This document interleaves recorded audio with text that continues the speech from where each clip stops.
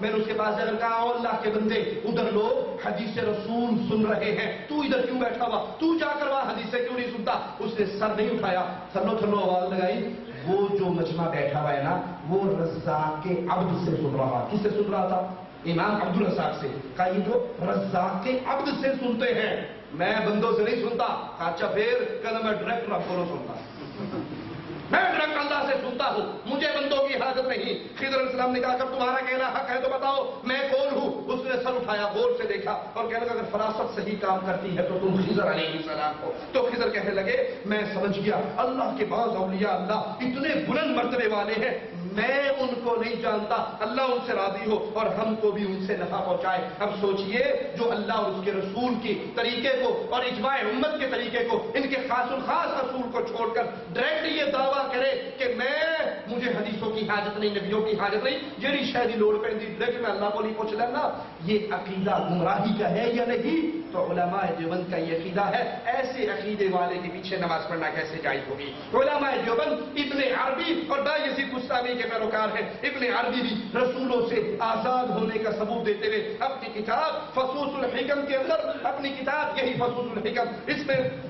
ابن عربی کہتا ہے صفحہ 79 پر کہ بس اس میں وہی القاء کرتا ہوں جو میری طرف القاء کیا گیا، اس کتاب مستور میں میں وہی وارد کرتا ہوں جو مجھ پر وارد ہوا، میں نہ نبی ہوں نہ رسول ہوں لیکن وارث ہوں۔ صفحہ 87 پر لکھتا ہے بس میں نے اس قدر اس کتاب کی حکمتوں سے اختصار کیا جس قدر لوہے محفوظ میں ثابت تھا، جتنا لوہے محفوظ میں لکھا تھا وہ سارا دے کر میں نے اپنی کتاب میں لکھ دیا، اور میں اس قدر تعمیل حکم کی جتنا مجھ سے بیان کیا گیا اور محدود بیان پر میں ٹھہر گیا، اور اگر اب میں اس میں بڑھانا چاہوں تو مجھ سے ممکن نہیں ہے کیونکہ بارگاہ رب العزت نے اس سے منع کیا ہے، وہ اس سے مانے ہے۔ میں نے جو کچھ لکھا ہے عرش سے دے کر لکھا ہے، میں اس میں ایک لفظ زیادہ بھی نہیں کر سکتا کم بھی نہیں کر سکتا، تو نعوذ باللہ یہ بھی قرآن ہوا نا پھر۔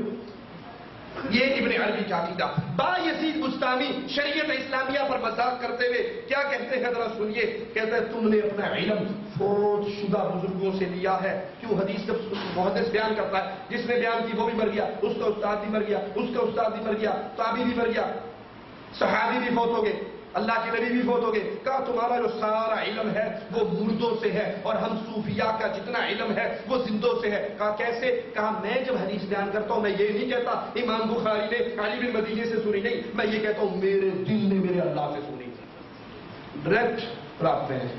یا نبیوں کی حاجت اور حدیثوں کی حاجت نہیں۔ تم کہتے ہو فلاں نے مجھ سے حدیث بیان کی، وہ کہاں ہے جواب ملتا ہے مر گیا، فلاں نے بیان کی وہ مر گیا۔ فتوحات مکیہ میں لکھتا ہے کہ ہمیں جب بھی حدیث بیان کرنی ہوتی ہمارا دل ہمارے اللہ سے سن لیتا ہے، حالانکہ رسول اللہ صلی اللہ علیہ وسلم نے فرمایا علم پڑھنے پڑھانے سے حاصل ہوتا ہے، مگر علماء دیوبند پڑھنے پڑھانے کی بجائے عین بیداری میں رسول اللہ کی روح سے ملاقات کر کے حدیثیں سنتے ہیں۔ شاہ ولی اللہ اپنی کتاب فوز الکبیر میں لکھتے ہیں، کہتے ہیں اگر سچ پوچھو تو میں قرآن مجید کا بلا واسطہ ایسے ہی شاگرد ہوں جیسا کہ روح پرفتو حضرت رسالت میں آپ کا ویس ہوں۔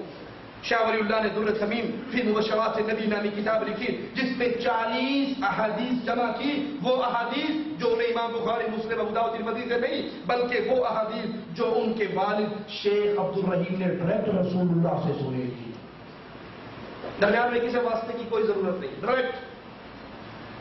ایک پیر صاحب نے کہا حضرت میرا جی کرتا ہے میں اللہ کی زیارت کروں، ہاں میں اللہ کی زیارت ہو جائے۔ اس نے کہا آج یوں کرنا، آج تو فرض عشاء کے پڑھے بغیر سو جانا۔ اس نے کہا تو بڑے کفر کی بات ہے، میں نماز چھوڑ کے سو جاؤں۔ اس نے کہا اچھا پیر کی بات ماننا بھی ضروری ہے۔ اس نے فرض نہیں چھوڑے، سنتے چھوڑ کے سو گیا۔ جب وہ سو گیا تو خواب میں رسول اللہ صلی اللہ علیہ وسلم آگے کہہ لگے میں نے تیرا کیا بگاڑا ہے، تو نے میری سنتے کیوں چھوڑی ہے؟ میں نے تیرا کیا بگاڑا ہے، تو نے میری سنتے کیوں چھوڑی؟ میں نے کہا اچھا۔ صبح پیر صاحب کو کہا پیر جی آپ کے ٹوٹکے میں نے آدھا عمل کیا تھا، میں نے فرض نہیں چھوڑے تھے، سنتے چھوڑ دی تھی، تو رسول اللہ میرے سامنے آ گئے کہ میں نے تیرا کیا بگاڑا ہے، میری سنتے کیوں چھوڑی؟ کہا بے وقوف، اگر تو فرض چھوڑ دیتا تو پھر وہی ہوتا جو تم چاہتا تھا، یعنی اللہ تیرے سامنے آ کہتا میرے فرض کی وجہ نہیں۔ انا للہ و انا الیہ راجعون۔ تو ان صوفیاء کا عقیدہ یہ ہے کہ انہیں احادیث کی کی حاجت نہیں، جب ضرورت ہوتی ہے ہم ڈائریکٹ حالت بیداری میں اللہ کے رسول سے حدیث لیتے ہیں۔ علماء دیوبند نے یہ دعویٰ بھی کیا کہ ہمیں عین بیداری کی حالت میں غیبی معاملات کے حقائق منکشف ہوتے ہیں، انہوں نے اس کا نام مکاشفہ رکھا اور یہ دعویٰ کیا کہ مکاشفہ ہمیشہ سچا ہوتا ہے۔ یہ آخری مسئلہ بیان کر کے باقی میرا موضوع تو ابھی آدھا باقی ہے، شیخ نے 1 گھنٹے کی پابندی لگا دی، 1 گھنٹے میں سب کچھ کرنا پڑے گا، پہلے بتاتے تو میں شارٹ کٹ مارتا، لیکن خیر یار زندہ صحبت باقی۔ تبلیغی جماعت کے امیر مولانا زکریا صاحب کے ذاتی روزنامچے میں سے ان کے مرید محمد اقبال نے 40 مکاشفات بہجت القلوب کے نام سے جمع کیے ہیں، ان میں سے ایک دو آپ کو سناتا ہوں، اور یہ بہجت القلوب کتاب اس فقیر کے پاس موجود ہے، جو دیکھنا چاہے اس کو دکھا سکتا ہوں۔ پہلا مکاشفہ سنیے۔ 4 رجب 1398 بروز جمعے حضور اکرم صلی اللہ علیہ وسلم نے عبد الحی سے مکاشفے میں، اللہ کے نبی تو اللہ کے پاس چلے گے نا، لیکن کہتے نہیں ہمارا رابطہ ابھی تک بلیوٹوتھ کے ذریعے ہے، جو ضرورت ہوتی ہے ہم نبی کو کہتے ہیں، نبی ہمارے پاس آ جاتے ہیں، بتا دیتے کہ ایویں نہیں ایویں کرنا ہے۔ مکاشفے میں فرمایا کہ زکریا کی خدمت کرتے رہو، اللہ کے نبی نے عبد الحی سے کہا زکریا کی خدمت کرتے رہو، اس کی خدمت میری ہی خدمت ہے، اور یہ بھی فرمایا کہ اکثر میں اس کے حجرے میں آتا جاتا رہتا ہوں۔ جب عثمان پیاسے بند تھے تو نبی کیوں نہیں آئے؟ جب عمر شہید ہو رہے تھے نبی کیوں نہیں آئے؟ جب علی اور عائشہ رضی اللہ عنہما آمنے سامنے ہو چکے تھے نبی کیوں نہیں آئے؟ کہا نہیں میں زکریا کے حجرے میں آتا جاتا رہتا ہوں۔ دوسرا مکاشفہ سنیے۔ 10 صفر 1400 ہجری آج دوپہر حضور اقدس مدرسہ علوم شرعیہ کے کمرے میں، جو کمرہ حضرت مولانا زکریا صاحب کی رہائش گاہ اور قیامگاہ تھی، اس میں آئے اور لوگوں سے کہا میں انہیں یعنی شیخ زکریا کو ظہر کی نماز پڑھانے کے لیے آیا ہوں۔ نبی ظہر کی نماز پڑھانے کے لیے مولانا زکریا کے کمرے میں انڈیا پہنچے ہوئے ہیں۔ میں نے ایک جگہ پر کہا تھا، دوبارہ کہہ دیتا ہوں کہ کوئی بچہ مدرسے کے اندر آپ دیکھو نا بے نمازی ہو تو استاد آ کر اس کو زبردستی ڈنڈے مار کے اٹھاتا ہے، چلو اٹھ نماز پڑھ۔ بے نماز وہ اپنے دوستوں کے اٹھانے پر نہیں اٹھتا، استاد آ کے ڈنڈے مار کے اٹھا کے مسجد لے جاتا ہے۔ میں نے یہ تمہارے مولوی صاحب بڑے پکے بے نمازی تھے، اس کو نماز پڑھانے کے لیے نبی کو آنا پڑتا اٹھ نماز پڑھ دو، اپنا ٹائم ہو گیا تو ستے ہوئے ہیں۔ لا حول ولا قوت الا باللہ۔ کہا نبی اس کمرے میں آئے اور کہا میں تمہارے شیخ زکریا کو نماز پڑھانے آیا ہوں۔ تیسرا مکاشفہ 23 رجب 1400 ہجری بعد عشاء عزیز عبد الحفیظ نے صلاۃ و سلام کے بعد میری یعنی حضرت شیخ زکریا کی طرف سے حضور سے عرض کیا کہ حرمین شریفین کا رمضان چھوڑ کر پاکستان فیصل آباد اس لیے جا رہا ہوں کہ وہاں لوگوں کو اللہ اور اس کے حبیب کا نام لینا آ جائے، اس کے لیے دعا فرمائیں۔ تو حضور نے فرمایا اس سے بڑھ کر کون سا کام ہو سکتا ہے؟ پھر فرمایا حرمین کا ثواب تو پکا ہے انشاءاللہ، کہیں نہیں گیا۔ پھر بہت دیر تک دعا فرماتے رہے اور اس کے بعد بہت وقار سے فرمایا ہمیں تو فیصل آباد کا خود بھی بڑا اہتمام رہتا ہے، انشاءاللہ میں اپنے عصا سمیت فیصل آباد میں موجود رہوں گا۔ انا للہ و انا الیہ راجعون، انا للہ و انا الیہ راجعون۔ لوگوں وفات رسول کے بعد کسی صحابی تابعی اور امام نے رسول اللہ صلی اللہ علیہ وسلم سے بیداری میں ملاقات کا دعویٰ نہیں کیا، اس لیے یہ علماء دیوبند منہج صحابہ کو چھوڑ کر ابن عربی اور گمراہ صوفیہ کے منہج پر چل رہے ہیں۔ اہل توحید کے لیے انہیں اپنا امام بنا کر ان کو عزت دینا جائز نہیں ہے۔ یاد کر لیجئے جو لوگ فوت ہو کے اللہ کے پاس چلے گے، اللہ کی جنتوں میں چلے گے، اللہ کے پاس پہنچ گئے، وہ دنیا میں واپس شہیدوں نے مل کر کہا تھا اے اللہ ہماری روح کو دوبارہ ہمارے جسم میں ڈال دے، ہم پھر دنیا میں جا کر تیرے راستے میں شہید ہو کر وہ شہادت والا مزہ دوبارہ لینا چاہتے ہیں۔ تو مالک نے فرمایا یہ تو میرا اصول ہے، جو یہاں آ جائے وہ واپس۔ یہ کس کا اصول ہے؟ اللہ کا۔ جو آ جائے وہ واپس۔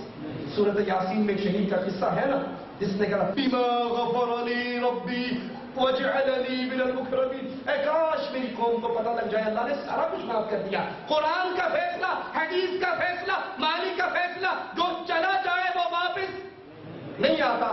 مولانا طارق جمیل صاحب کی آخری بات کہہ کے بات ختم کرتا ہوں۔ رات ہی میں ان کی ایک سیڈی سن رہا جس میں وہ کہتے ہیں ایک جنگ کے دوران ایک صاحب گرفتار ہو گئے، کافر ہو گیا، گرفتار ہو گئے، وہ جیل سے بھاگے، 3 دن سے مسلسل بھاگ رہے تھے۔ اچانک ان کے پیچھے گھوڑوں کی ٹاپ کی آواز آئی، اڑ کر لہر مارا گیا۔ میں تو جیل سے نکل کے بھاگا تھا، یہ سپاہی مجھے پکڑنے کے لیے آگے پیچھے مڑ کر، ابھی پیچھے مڑے نہیں، ان کا نام لے کر پیچھے پیچھے گھوڑ سوار میں آواز لگے، اس نے کہا لو یہ تو میرا نام بھی جانتے ہیں۔ جب پیچھے مڑ کر دیکھا تو وہ ساتھی جو مارکے کے اندر شہید ہو چکے تھے وہ گھوڑوں پہ بیٹھ کر گھوڑے دوڑاتے ہوئے آ رہے تھے۔ میں نے کہا تم تو مارے گئے تھے، تم تو شہید ہو گئے تھے، تم تو قتل ہو گئے تھے، تم کہاں آ گئے؟ تم تو مارے گئے، قتل ہو گئے، شہید ہو گئے، معاملہ ختم ہو گیا، اب گھوڑوں پہ۔ کہا تجھے نہیں پتا عمر بن عبدالعزیز رحمت اللہ علیہ فوت ہوئے ہیں، اللہ نے سارے شہیدوں کو دنیا پر بھیجا، جاؤ جنازہ پڑھ کے آؤ۔ تو میں بھی جنازہ پڑھنے آگے جانا ہے کہ نہیں جانا؟ کہنا جانا ہے۔ انہوں نے چوک کے گھوڑے پہ بایا، اگلے ہی لمحے اسے موٹا مار کے نیچے پھینکا، آگے گھوڑی تو اپنے گھر میں گرا ہوا تھا۔ ایک مسلمانوں کے روم کے علاقے میں ایک مسلمان قید ہوئے اور وہ وہاں سے بھاگ کر نکل رہے ہیں۔ تیسری رات ہے ان کو روم میں چلتے ہوئے، ان کے 8 ساتھی قتل ہو چکے تھے، یہ 9 بچ گئے تھے، یہاں سے بھاگ کے آ رہے ہیں۔ پھر پیچھے سے گھوڑے کے ٹاپوں کی آواز آئی، سمجھنے لگے کہ بس میں تو پکڑا گیا۔ میرے پیچھے آئے پکڑنے والے، پیچھے جو مڑ کے دیکھا ایک نے آواز دی حبیب، ارے یہ میرا نام کیسے جانتا ہے؟ حبیب قریب آئے تو دیکھا وہ ساتھی جو قتل ہو چکے تھے گھوڑوں پہ سوار۔ ارے اولیس قد قتلتم، ارے تم تو سارے قتل ہو گئے تھے۔ ہاں تمہیں خبر ہے کیا ہوا ہے؟ کیا عمر بن عبدالعزیز کا انتقال ہو چکا ہے اور اللہ نے تمام شہداء کو کہا اس کا جنازہ پڑھو جا کے، ہم سب وہاں آ رہے ہیں، تم نے گھر جانا ہے؟ یہ روم میں ہے، گھر جانا ہے؟ کہنے کہ ہاں۔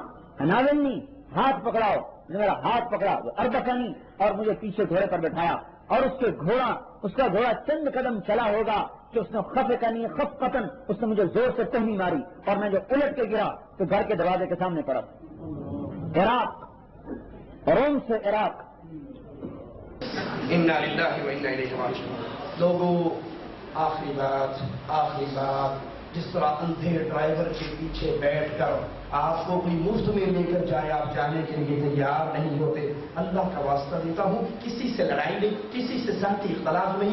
جو رب کی توحید میں غیر اللہ کو شریک کرتا ہے، جس کے دامن میں عقیدہ توحید نہیں بلکہ شرک کی غلاستیں ہیں، وہ سونے کے پانی سے نہا کر بھی آ جائے تو اس کے پیچھے بھی نماز پڑھنا جائز نہیں۔ دلیل دینے والے دیتے بھی آپ نے نہیں ماننا، ہر نیک اور بد کے پیچھے، فاسق اور فاجر کے پیچھے نماز جائز ہے۔ ہم نے کہا یہ روایت درست نہیں ہے، اس روایت کو اگر درست مان بھی لیا جائے تو یہاں نیک اور بد مراد ہے، حاجی اور زانی مراد ہے، مشرک اور بدعتی مراد نہیں ہے۔